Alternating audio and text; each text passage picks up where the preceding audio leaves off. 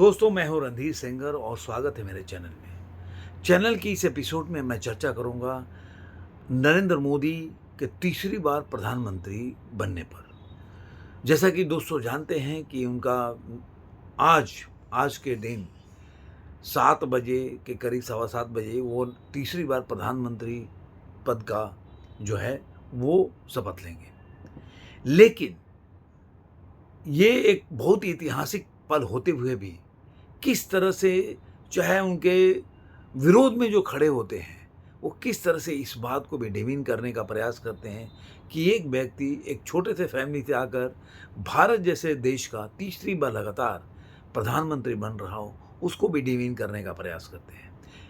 मैं दोस्तों इस बात को लेकर बहुत ही क्षुब्ध हो गया। चुनाव आती रहती है, जाती रहती है। ये जरूरी बात है कि नरेंद्र मोदी प्रधानमंत्री जवाहरलाल नेहरू के बाद दूसरे ऐसे व्यक्ति हैं जो तीसरी बार लगातार प्रधानमंत्री बन रहे हैं। इसके पहले भारत में, इस या बोल सकते हैं दुनिया में भी, आज कंटेम्परेरी में ढूंढना पड़ेगा कि लोकतांत्रिक देश में ऐसा कोई व्यक्ति आज उनके पास तो नहीं है। पूरे वर्ल्ड में उनके वो सबसे सीनियर लीडर हैं। इसके अलावा भारत में भी कोई ऐसा व्यक्ति नहीं है जो उनके समकक्ष जवाहरलाल नेहरू के बाद खड़ा होता है। लेकिन कई मायनों में मुझे लगता है कि जवाहरलाल नेहरू से काफ़ी ज़्यादा, कई लोग इससे सहमत भी हो सकते हैं, असहमत भी हो सकते हैं, लेकिन मेरा काम है आकलन करना। जो सही होगा तो सही तरीके से बोलिएगा, वेग कमेंट करने का कोई मतलब नहीं है। जवाहरलाल नेहरू जब 1952 में पहली बार, मतलब चुनाव के बाद प्रधानमंत्री बने, उस समय और उनके जब तक वो तीसरी बार प्रधानमंत्री चुने गए, तब तक भारत में कोई भी विपक्ष नहीं था। आप जाएंगे तो जो भी विपक्षी दल थे, चाहे कम्युनिस्ट पार्टी हो या और भी विपक्षी पार्टी, 20, 25, 40 से चीज़ ज़्यादा नहीं पाते थे। उस समय कोई कांग्रेस के अलावा कोई पार्टी भी नहीं बनी थी देश में जो चुनाव लड़ सके। तो उस समय की परिस्थिति और आज के परिस्थिति से अगर तुलना करें तो नरेंद्र मोदी बहुत ही अलग हैं और वो अपने नाम पे चुनाव जीते। और आज के टाइम में जब सोशल मीडिया पे वर्ल्ड से लेकर हर तरफ एक बहुत बड़ा विपक्ष बोल सकते हैं, मीडिया का भी एक बहुत बड़ा वर्ग है जो उनके हर चीज़ को डिमीन करने का प्रयास करता है। ये कभी प्रयास नहीं करेगा कि उसमें मीन में, अगर देखिए नेहरू जी जीते थे तो इतना परसेंट वोट आया था, इतने 300 साढ़े 300 सीट जीत लेके आए थे, लेकिन ये कोई नहीं बताता कि उस समय विपक्ष का क्या हालत थी, विपक्षी पार्टियां कितनी मजबूत थी, ये कोई नहीं बताएगा आपको। ये सारी चीज़ें आप अगर एक तरफ रख के अगर तुलनात्मक अध्ययन करें तो आप पाएंगे कि भारत की आज़ादी के बाद इतना लोकप्रिय नेता कोई नहीं हुआ है। मैं तो ये भी मानता हूँ कि वर्ल्ड में ऐसा कोई लीडर नहीं हुआ जो अपने देश की आज़ादी के बाद अपने नाम पे चुनाव लड़ता हो और वो तीसरी बार लगातार जीत के आता हो। अगर कोई भी विपक्षी पार्टी हो, चाहे कांग्रेस है, कोई भी हो, एक सीधा सवाल है, अगर आप चाहते हैं कि डिमीन करना चाहते हैं कि भाई नरेंद्र मोदी ये चुनाव को हार गए कि 240 सीट है, आप खुद मानते हो कि नरेंद्र मोदी के चेहरे पे चुनाव लड़ा गया, तो नरेंद्र मोदी के चेहरे पे अगर विपक्ष ने भी चुनाव लड़ाई थी, एनडीए ने चुनाव लड़ा, तो 293 सीट लाना अपने आप में बहुत बड़ी बात है। अगर देखा जाए तो चाहे बीजेपी की अपनी सीट हो या एनडीए की सीट हो, दोनों का 60 सीट ही कम हुआ है। उसके बावजूद भी 10 साल के आप जो भी मान लीजिए कि आप मानते थे कि वो तीसरी बार कोई भी कीमत पे सरकार नहीं बना पाएंगे, उसके बावजूद भी नरेंद्र मोदी तीसरी बार प्रधानमंत्री बने।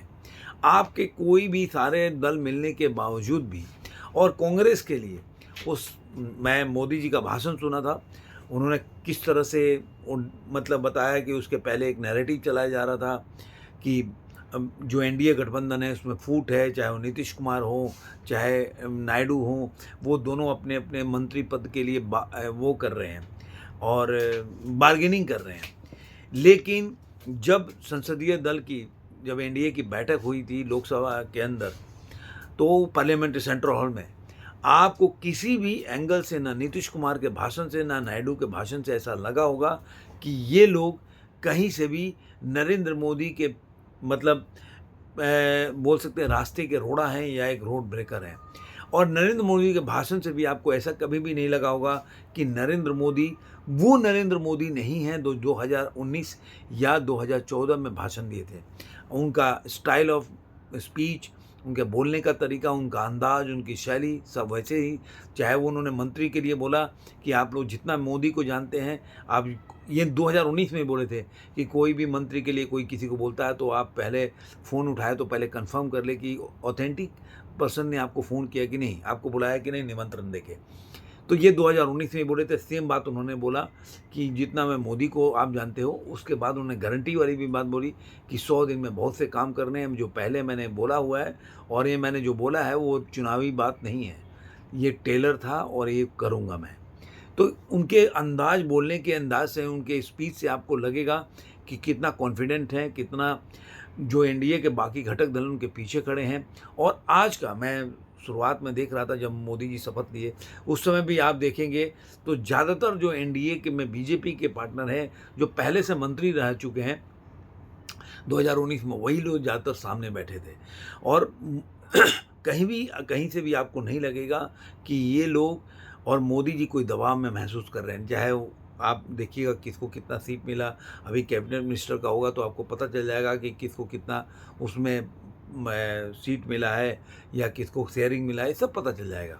लेकिन आपको कहीं ना कहीं मोदी जी की छाप दिखेगी। इसमें ऐसा नहीं लगेगा कि बहुत दबाव से मोदी जी ने कोई काम किया है या कोई।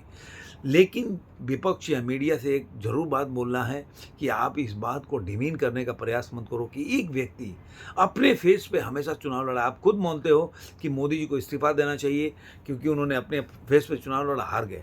तो आप मानते हो कि 2024 में अगर वो अपने फेस पे, एनडीए के फेस पे हर जगह बोलते थे, चाहे वो उपेंद्र कुशवाहा हो या जीतन राम मांझी के लिए प्रचार के, तो बोले कि आप इनको वोट मत दो, मेरे नाम पे वोट दो।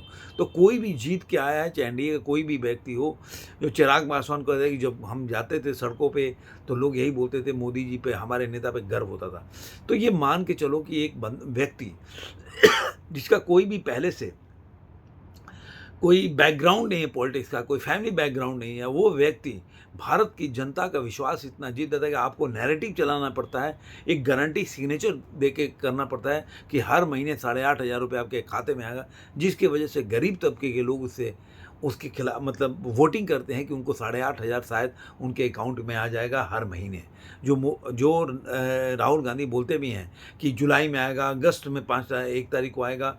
तो हाँ, गरीब आदमी को ये लगा कि 8,500 हर महीने में आएगा तो क्या दिक्कत है।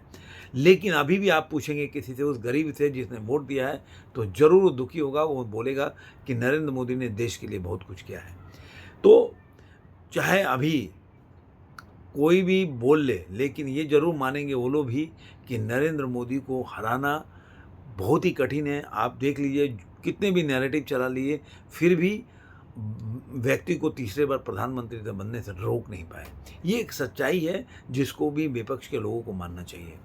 तो ये मेरा आकलन था कि आप देखिए कि उनका स्पीच से लेकर, और दूसरा जो कैसे लोग यूपी में धीरे धीरे आ रहा है कि गारंटी कार्ड से कैसे लोग जीते, इन सब बातों को, क्योंकि मैं भी ज़मीन पे ग्राउंड पे घुमा हूँ। मैंने जैसा कि बोला था कि हमारे यहाँ से जो शिवसेना जीतेगी तीर धनुष, वैसे ही हुआ। तो वैसे ही हम हर जगह पूछे, जो जहाँ पे अगर बीजेपी हारी है तो वो लोग भी बहुत ज़्यादा मतलब शौक में है कि भाई ये कैसे हो गया।